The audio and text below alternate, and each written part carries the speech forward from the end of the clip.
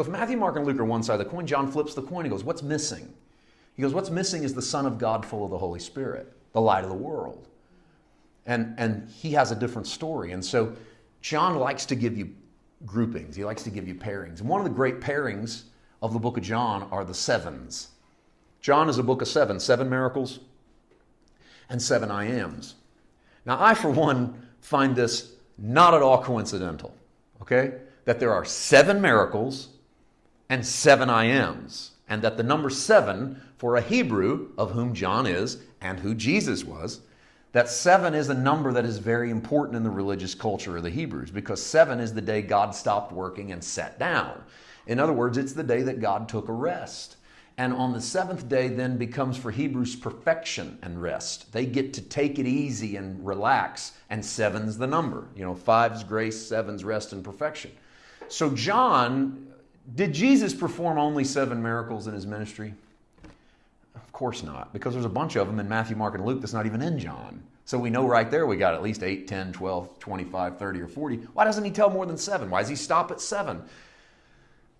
That's a good question. I don't know the answer, except 7 meant something to an Israelite.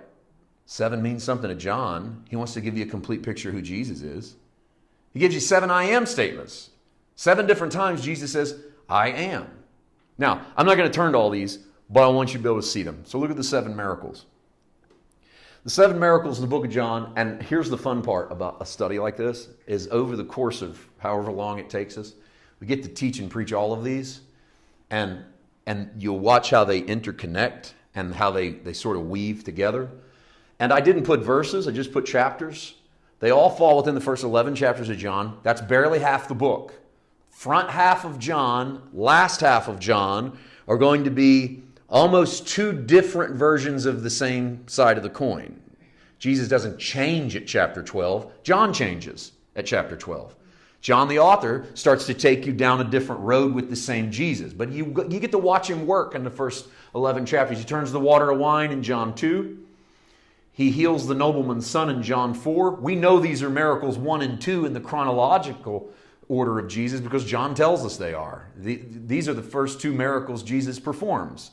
And John was there. It was almost like he was trying to clear the record. Like, hey, whatever you've heard before, that's wrong. I was there. First thing he ever did, he turned the water to wine. Second thing he ever did, healed the nobleman's son. He drops that after the second one. He doesn't come in on the third one and go, no, this was the 3rd miracle. So what we can assume is after that heals the nobleman's son, he does a bunch of other stuff, but John leaves them out.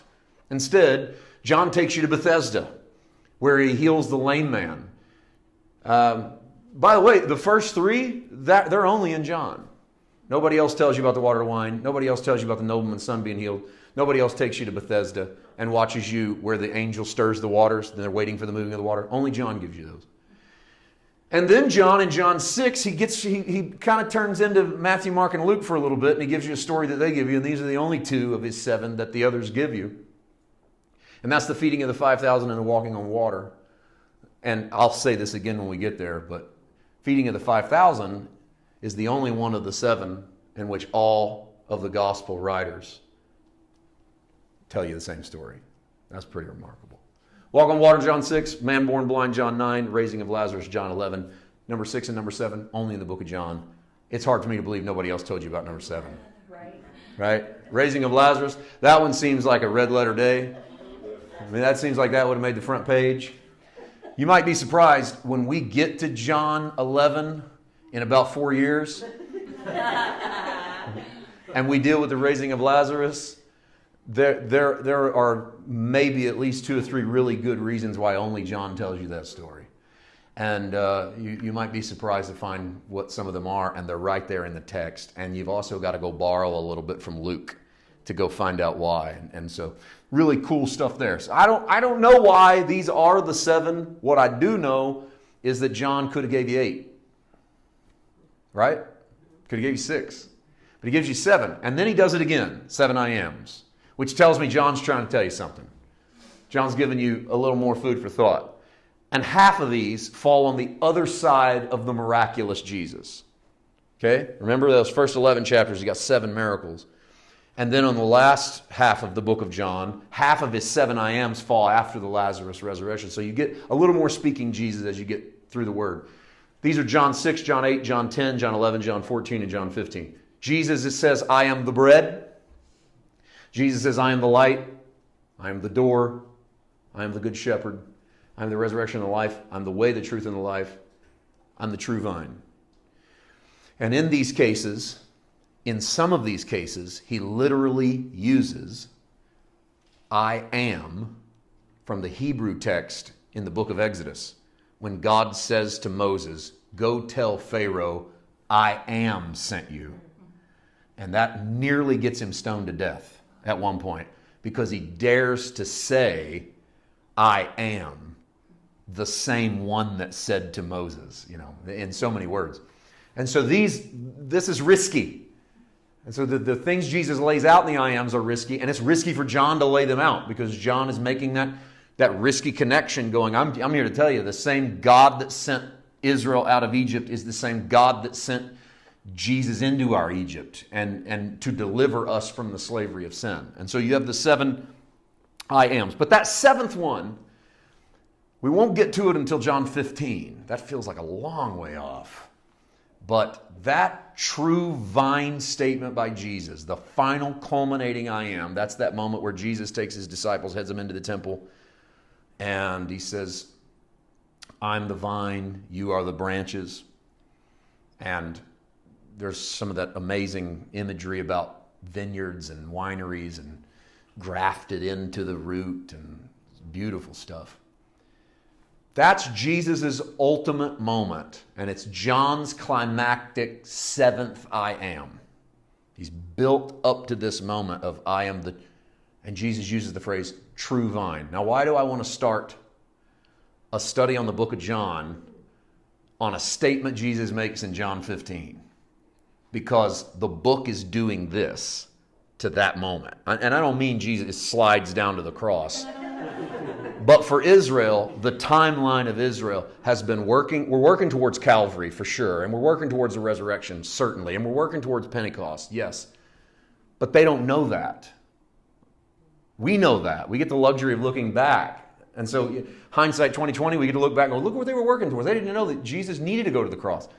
But when Jesus says, I'm the true vine, that's the moment right there. That's the climactic verbal moment in the ministry of Jesus that John capitalizes on and makes Jesus the replacement.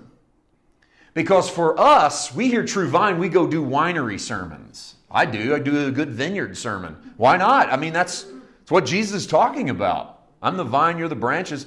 It's winery talk. It's vineyard talk. It's grafting into last year's root, and it's taking away some of the good fruit so there's better fruit, because you don't want too many grapes. You want better grapes. You don't want quantity, you want quality. And so he gets rid of some of your good fruit so that you can have more fruit. And that's a great sermon, because there's some good stuff in your life that sometimes has to go, because maybe it doesn't represent really who you ought to be and who you need to be and who you're destined to be and who he's growing you up to be. So we read True Vine, we go, well, he's the one and I'm number 2, at best. And we make a bumper sticker campaign out of it. I'm number 2, which I always thought was a little odd, because number 2 has different connotations. That's going too far? Now that's too far. Other stuff's fine. That's too far. But Jesus isn't thinking that. I've learned, don't ever say what someone else is thinking. I don't know what anybody else is thinking. And I certainly can't say Jesus wasn't thinking. So let me backtrack there. Jesus probably has in his mind, Torah, I'm dealing with my people. I'm here for the lost sheep of the house of Israel. The Torah is what they have, the verbal history, the rabbinical tradition. He's probably thinking less vineyard and more Old Testament. That's our terminology. He wouldn't have said, the Old Testament says. But he might have said, as it says in the Scriptures. And so we miss it, because we hear true vine, we go, well, he's the real one, he's number 1, I'm number 2, he's grafted me in. But for a Jew who was standing there hearing Jesus say, I'm the true vine. He could have just said, I'm the vine. That would have been enough. To say I'm the true vine is to say you have always thought you were the vine, But I'm here to tell you, I'm the true vine that comes down from God out of heaven. I'm the one.